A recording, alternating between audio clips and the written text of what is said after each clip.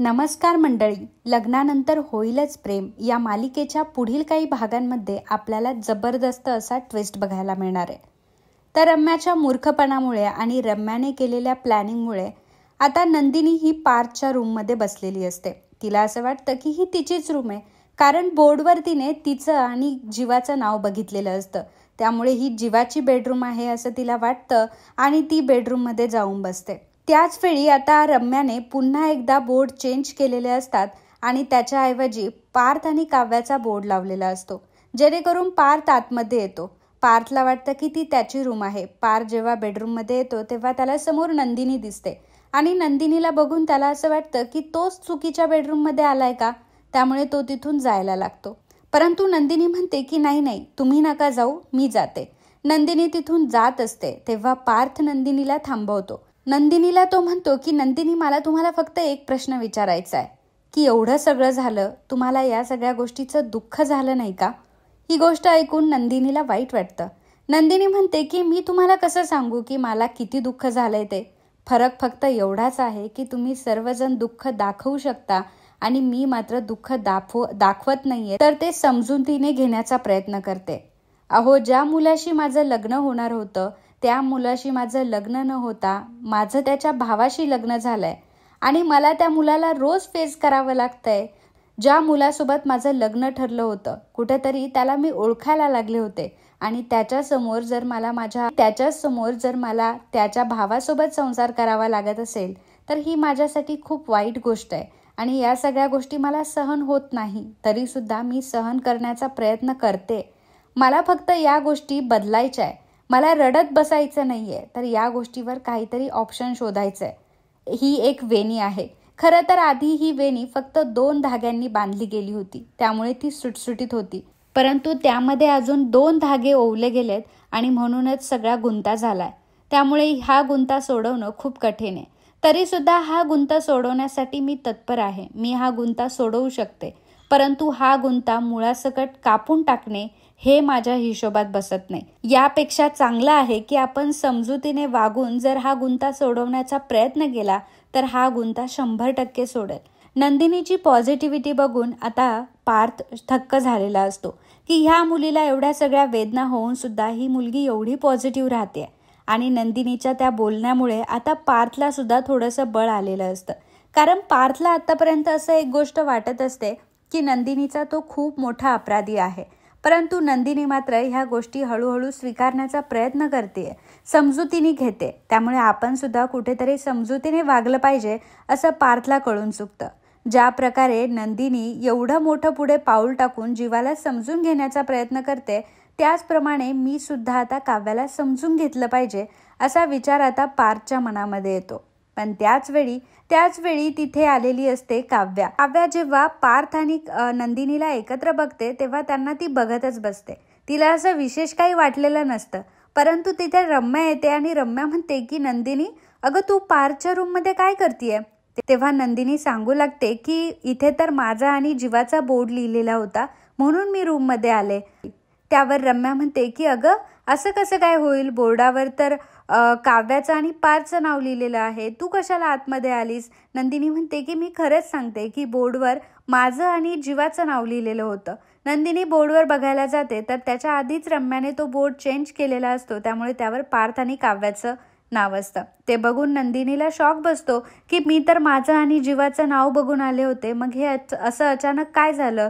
परंतु नंदिनी त्या गोष्टींचं जास्त एक्सप्लेनेशन देत नाही. कदाचित काहीतरी चुकामुक झाली असेल असं समजून तो विषय तिथे सॉल्व्ह केला जातो. त्यानंतर आता नंदिनी रूममधून निघून गेलेली असते आणि मग त्यानंतर पार्थ आणि काव्या हे दोघंजण रूममध्ये असतात. तर इकडे जीवाला मात्र खूप राग आलेला असतो सगळ्या गोष्टींचा. एक म्हणजे आज काव्या सगळं काही सगळ्यांना खरं सांगणार होती, त्याचं त्याला टेन्शन आलेलं असतं. सगळ्या गोष्टी आता सेट झाल्यानंतर काव्या घरातल्या सगळ्यांना सांगणार आणि पुन्हा घरातलं वातावरण बिघडवणार अशी भीती आता जीवाला वाटू लागते. त्यामुळे जीवा विचार करत असतो की हिला जेव्हा बोलायचं होतं तेव्हा ही बोलली नाही आणि आता बोलून काय उपयोग आहे, आता कशाला सगळ्यांना गोळा करते. जेव्हा तिला प्रेमाची बाजू घेणं गरजेचं होतं तेव्हा मात्र तिने बाजू घेतली नाही आणि आता सगळ्यांना सांगून काय उपयोग आहे असं आता जीवा विचार करत असतो आणि जीवावरती टेरेसवर असतो. दारूची बाटली त्याने टेरेसवर आणलेली असते आणि तो दारू पित बसलेला असतो. त्याने खूप सारी दारू प्यायलेली असते. सगळेजण बाकीचे झोपलेले असतात असं त्याला वाटतं आणि म्हणूनच तो दारू पित असतो. परंतु नंदिनी मात्र त्याची वाट बघत खोलीमध्येच थांबलेली असते की अजून जीवा का बरं आला नाहीये. जीवाला बघण्यासाठी 2-3 वेळा ती बाहेरही जाऊन येते परंतु जीवा तिला कुठेही सापडलेला नसतो. पुन्हा एकदा रूममध्ये येते आणि रूममध्ये पुन्हा एकदा ती जीवाची वाट बघू लागते. जीवा त्यावेळी टेरेसवर असतो. तो प्रचंड दारू पित असतो. त्याला काव्यासोबत घालवलेले क्षण आठवत असतात की कशा प्रकारे काव्य आणि आपण किती आनंदी आयुष्य जगत होतो. आमच्या दोघांचंही एकमेकांवर किती प्रेम होतं. आम्ही दोघंही एकमेकांसोबत किती छान राहत होतो. लवकरात लवकर आम्हाला दोघांना लग्न करायचं होतं. परंतु आता मात्र सगळ्या काही गोष्टी बदलून बसल्याय. काव्या माझी बायको नाही तर माझी वहिनी म्हणून घरात आली आहे आणि मला तिला वहिनी म्हणून आता इथून पुढे बघावं लागणार आहे. ही गोष्ट माझ्यासाठी खूप अवघड आहे. परंतु या सगळ्या गोष्टी झाल्या त्या फक्त काव्यामुळेच झाल्या. जर त्या दिवशी काव्याने स्वतःसाठी स्टँड घेतलं असता, प्रेमासाठी स्टँड घेतला असता तर आज मात्र हा दिवस उजाडलाच नसता.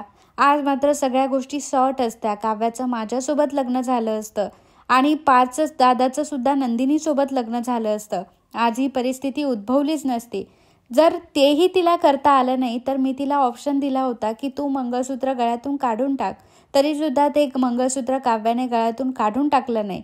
तेव्हा तिने माझं ऐकलं नाही आणि आता वाचा फोडून काय होणार आहे. आता सगळ्यांना गोळा करून सगळ्यांना सांगून काय होणार आहे आणि काव्य असं का वागली आहे. या सगळ्या गोष्टीचं जीवाला टेन्शन आलेलं असतं आणि काव्याच्याच बहिणीला आपण बायको म्हणून कसं काय स्वीकारू शकतो हा मोठा प्रश्न आता जीवासमोर असतो. जीवा त्याच टेन्शनमध्ये अजून दारू पित असतो, खूप दारू पित असतो.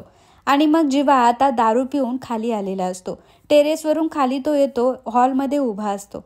नेमकं त्याच वेळी आता तिथे विक्रम येतो.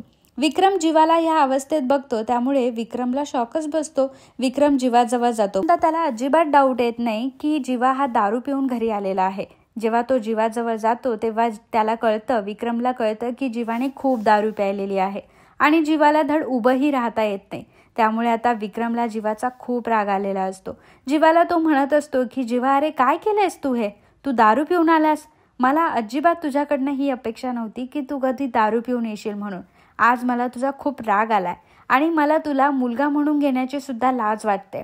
विक्रम जीवाला अगदी नाही ते बोलत असतो. त्याला प्रचंड राग आलेला असतो जीवाचा आणि जीवाला तो नाही ते बोलत असतो. जीवाला मात्र विक्रम काय बोलतोय हे सुद्धा कळत नसतं.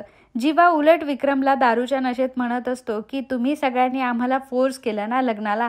आता बघताय ना हे सगळं काय होऊन बसलंय. आमच्या मनावर काय बीतते, माझ्या मनावर काय बीतते याचा कोणी विचार केलाय? मला काय हवंय, मला काय नकोय याचा कोणी विचार केलाय? आणि आता मला का विचारताय की दारू तू का पिऊन आलास म्हणून? आधी का नाही विचार केला या सगळ्या गोष्टींचा? असा जाब तो विक्रमला विचारत असतो. विक्रम खूप चिडलेला असतो. विक्रम आता खनखन जीवाच्या कानाखाली ठेवून देतो. तरी सुद्धा जीवाला मात्र कसलंही भान उरलेलं नसतं.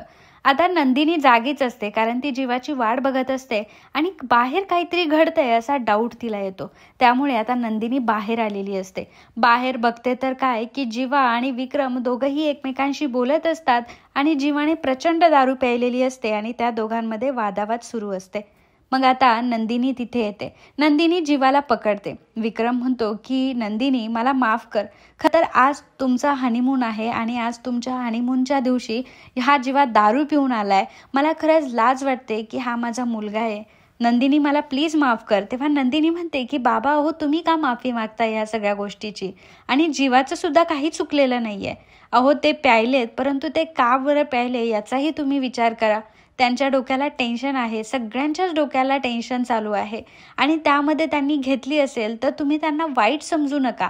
अशा प्रकारे नंदिनी ही जीवाची साईड घेत असते.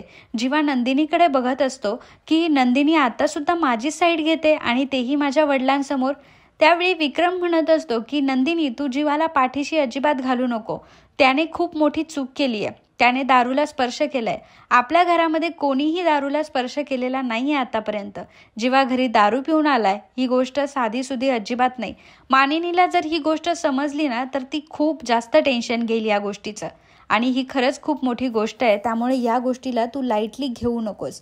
तेव्हा नंदिनी म्हणते की मला माहिती आहे की हे चुकले, दारू पिणं वाईट आहे, परंतु सध्याची परिस्थिती मधून सगळेच जण जात आहे, सगळ्यांना खूपच जास्त टेन्शन आहे, त्यामुळे बाबा तुम्ही काळजी करू नका, मी यांना मग नंदिनी आता जीवाला पकडून त्याला रूममध्ये घेऊन गेलेली असते. नंदिनी आता जीवाला रूममध्ये घेऊन जाते आणि ज्यावेळी जीवा आता ते हनीमूनचं डेकोरेशन बघतो तेव्हा जीवाचं डोकं आता पूर्णपणे सटकलेलं असतं.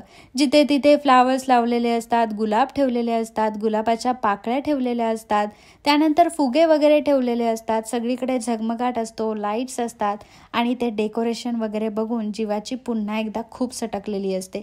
जीवा आता प्रचंड रागामध्ये असतो. ऑलरेडी त्याला सगळ्या गोष्टींचं खूप टेन्शन आलेलं असतं आणि त्यातल्या त्यात तो दारू प्यायलेला असतो, त्यामुळे ते टेन्शन अजूनच त्याला वाढत असतं त्याचं. आणि म्हणूनच जीवा आता सगळी रूम अस्ताव्यस्त करायचं ठरवतो. सगळ्या रूममधल्या गोष्टी तो इकडे तिकडे फेकून देतो. फुलांच्या पाकळ्या ज्या असतात त्या उधळून देतो. बेड अस्ताव्यस्त करून टाकतो, फुगे फोडून टाकतो, सगळं काही असं अस्ताव्यस्त करून टाकतो. तर त्याचा हा प्रकार बघून नंदिनी स्वतः खूप शॉक होते. नंदिनी जीवाला थांबवण्याचा प्रयत्न करत असते, परंतु जीवा मात्र अजिबातच थांबायला तयार नसतो. नंदिनीला प्रचंड टेन्शन आलेलं असतं की आता करायचं काय, जीवाला समजवायचं कसं. एकतर तिला जीवाचं टेन्शन माहीत असतं आणि जीवा जर नॉर्मली असता तर त्याला समजून सांगणं सोपं होतं, परंतु जीवा आता नशेमध्ये आहे तर जीवाला या सगळ्या गोष्टी कशा सांगायच्या हा मोठा प्रश्न आता नंदिनी समोर असतो. तर दुसरीकडे मात्र काव्या जेव्हा येते, काव्याने तो सगळा प्रकार जेव्हा बघितलेला असतो की तिच्याही रूममध्ये हनीमूनचं डेकोरेशन केलं गेलंय आणि ते पार्थसाठी केलं गेलंय आणि तिच्यासाठी केलं गेलंय, त्यामुळे तिचीही सटकलेली असते. हनीमूनचं डेकोरेशन तिच्यासाठी सुद्धा व्हावं, परंतु पार्थच्या ऐवजी तिथे जीवा असायला हवा होता अशी खंत तिला वाटत असते. आणि ते डेकोरेशन पाहून काव्याला सुद्धा खूप राग आलेला असतो. मग काव्या आता सगळं काही जे साहित्य आहे ते सगळं फेकून देत असते आणि जीवाप्रमाणे सगळी रूम अगदी अस्ताव्यस्त करून टाकते. तिला प्रचंड राग आलेला असतो त्या सगळ्या गोष्टींचा. त्यावेळी पार्थ हा रूममध्ये नसतो, पार्थ बाहेर गेलेला असतो थोडासा, आणि त्यावेळी काव्याने हे सगळा पराक्रम करून ठेवलेला असतो. काव्या आता बाथरूममध्ये गेलेली असते. ती शॉवर ऑन करते आणि शॉवरच्या खाली आता ती उभी असते. तिला सगळ्या गोष्टींचं खूप टेन्शन आलेलं असतं. खरं तर तिला सगळ्यांना सगळं काही सांगायचं असतं, परंतु सगळे माझ्या बाजूने वळतील की नाही हाही मोठा प्रश्न तिच्यासमोर असतो. आणि घरातल्यांनी काय तर आता आमची हनीमूनची तयारी केली आहे, पार्थच्या आणि माझ्या हनीमूनची तयारी केली आहे, आमचा हनीमून करण्याला आम्हाला इंटरेस्ट आहे का नाही हे सुद्धा कोणी विचारलं नाही. जे ते येतंय ते आमच्यावर ज्याचे त्याचे विचार लादून जातंय, परंतु मला काय वाटतंय याचा कोणी विचारच करत नाही. हनीमून तर मलाही करायचं होतं, पण जीवासोबत करायचं होतं आणि खूप आनंदाने ह्या सगळ्या गोष्टी मला ॲक्सेप्ट करायच्या होत्या. या घराला मला सासर म्हणून घ्यायचं होतं, आनंदाने घ्यायचं होतं, परंतु जीवाची बायको म्हणून घ्यायचं होतं. या घरात सून म्हणून यायचं होतं, परंतु जीवाची बायको म्हणून सून म्हणून यायचं होतं. आणि आता हे सगळं काय होऊन बसलंय काव्याला काहीच समजत नसतं. आणि त्याच टेन्शनमध्ये काव्या आता शॉवरच्या खाली उभी असते आणि शॉवरच्या खाली उभी असताना तिला कसलंही भान राहत नाही. त्यावेळी आता तिथे आलेला असतो पार्थ जेव्हा रूमची हालत बघतो तेव्हा त्याला कळतं की हे सगळं काव्यानेच केलेलं असणार, परंतु काव्या रूममध्ये दिसत नसते, त्यामुळे त्याला चिंता होते. पण बाथरूममधून आता शॉवरचा आवाज येत असतो, त्यामुळे पार्थ आता बाथरूममध्ये जातो. तर बाथरूममध्ये काव्या ही शॉवरच्या खाली उभी असते आणि सगळं पाणी तिच्या अंगावर पडत असतं आणि तिला काहीही भान नसतं. शेवटी आता पार्थ काव्याला म्हणतो की काव्या अगं काय करतीयस तू, हे काव्या तुम्ही इकडे या लवकर, असं म्हणून काव्याचा हात धरून आता पार्थ तिला रूममध्ये घेऊन येतो. तिला कुठल्याही गोष्टीचं भान उरलेलं नसतं. काव्या ऑलरेडी टेन्शनमध्ये असते आणि त्यामध्ये ती काय करते तिचं स्वतःलाही कळत नसतं. पार्थ मात्र काव्याच्या ह्या हरकतीवर खूपच टेन्शनमध्ये आलेला असतो की काव्या या सगळ्या गोष्टींचं खूप टेन्शन घेतेय. काव्याला या टेन्शनमधून बाहेर कसं काढायचं हा मोठा प्रश्न पार्थ समोर असतो. पार्थ सगळ्यात पहिल्यांदा काव्याला शांत करतो. काव्याला तो म्हणत असतो की काव्या प्लीज तुम्ही शांत व्हा, प्लीज या सगळ्या गोष्टी सोडून द्या. हे बघा, ज्या गोष्टींचा त्रास तुम्हाला होतोय त्या गोष्टींचा त्रास मला देखील होतोय, परंतु आता आपल्याकडे समजुतीने वागण्यास सोडून दुसरा कुठलाही पर्याय नाहीये. आता जेव्हा पार्थ असं म्हणतो तेव्हा काव्या पार्थवर भडकत असते आणि म्हणत असते की तुम्हाला बोलायला तर खूप सोपं आहे हो, परंतु तुम्हाला काही गोष्टी माहीत नाही आहे ना, त्यामुळे तुम्ही हे समजूतदारपणाचं बोलणं आम्हाला करून दाखवताय. तुम्ही तेच आहात आणि ती नंदिनी ताई सुद्धा तेच आहे. तुम्हाला समजूतदारपणे बोलता येतंय, परंतु आमच्यावर इथे काय बितते ना हे तुम्हाला कळत नाहीये. मग पार्थ विचारतो की मग मला सांगा ना, तुम्हाला काय बोलायचंय, काय नाही बोलायचंय, एक्झॅक्टली मला सांगा तुम्हाला काय हवंय ते, मी तुमची काहीतरी मदत करतो या सगळ्यामध्ये. तेव्हा आता काव्या काही बोलूही शकत नसते, कारण काव्याला आईची ही गोष्ट आठवत असते का आई आता हॉस्पिटलमध्ये आहे. उगाच आता मी ह्या गोष्टी बोलले तर आईपर्यंत गेल्या तर आई आता कुठे आजारपणातून उठेल आणि पुन्हा सगळ्या या गोष्टींचा पसारा जर तिने ऐकला तर मात्र पुन्हा एकदा तिला हॉस्पिटलमध्ये ॲडमिट करावं लागेल आणि आईला माझ्यामुळे दुसरा हार्ट अटॅक यावा ही रिस्क मी नाही घेऊ शकत. त्यामुळे आता काव्या थोडा वेळ शांतच बसते. मग पार्थ आता काव्याला टॉवेल आणून देतो. काव्याला म्हणतो की प्लीज तुम्ही अंग पुसून घ्या आणि प्लीज कपडे चेंज करा, तुम्ही पूर्णपणे भिजलेले आहात, तुम्हाला सर्दी होईल, प्लीज माझ्यासाठी एवढं करा. मग आता काव्या टॉवेल घेते, कपडे वगैरे चेंज करून बाहेर आलेली असते. त्याचवेळी पार्थ खाली गेलेला असतो. पार्थने आता दूध गरम केलेलं असतं किचनमध्ये जाऊन, दुधाचा मस्तपैकी चहा बनवलेला असतो आणि सोबत बिस्किटं घेतलेले असतात आणि तोच्या रूममध्ये येतो. तर त्यावेळी काव्या आता रेडी होऊन बसलेली असते, चेंज केलेला असतो, काव्या बसलेली असते आणि मग काव्यासमोर आता पार्थ हा चहा आणि बिस्किट घेऊन आलेला असतो. काव्या पार्थकडे बघत असते की पार्थने हे सगळं का आणलं. मग पार्थ आता काव्याजवळ बसतो. तो काव्याला समजावून सांगत असतो, काव्याला म्हणत असतो की तुम्ही, मला माहिती आहे की तुम्ही काहीच खाल्लेलं नाही आहे, तुम्ही जेवणाच्या ताटावरून सुद्धा उठून गेलात, तुम्ही जेवायला सुद्धा आणि मी बघितलं की तुम्ही तुमच्या घरी तुमच्या माहेरी सुद्धा नीट जेवला नाहीत आणि त्यानंतर आईचं असं झालं त्यामुळे आपल्याला तिकडं जावं लागलं. या सगळ्यामध्ये तुमचं जेवायचं राहून गेलं, तुम्ही काहीही जेवला नाही, तुमच्या पोटात अन्नाचा कणही नाही आहे आणि म्हणून तुमच्यासाठी मी बिस्किट आणि चहा घेऊन आलोय, तर एवढं प्लीज खाऊन घ्या, नाही तर तुमची तब्येत बिघडेल. अशी पार्थ आता काव्याबद्दल काळजी दाखवत असतो. काव्या पार्थकडेच बघत असते, परंतु यावेळी पार्थ आता काव्याला नीट समजवण्याचा प्रयत्न करत असतो. तो तिला सांगत असतो की काव्या, सगळं काही आपल्या मनाविरुद्ध होतंय, मलाही कळतंय, माझ्यासाठी हा खूप हार्ड टास्क आहे. खरं तर मला नंदिनीसोबत लग्न करायचं होतं, नंदिनी आणि माझं लग्न होणार होतं, परंतु तुम्ही माझ्या आयुष्यात आला तर ही गोष्टसुद्धा माझ्यासाठी पचवणं खूप अवघड आहे.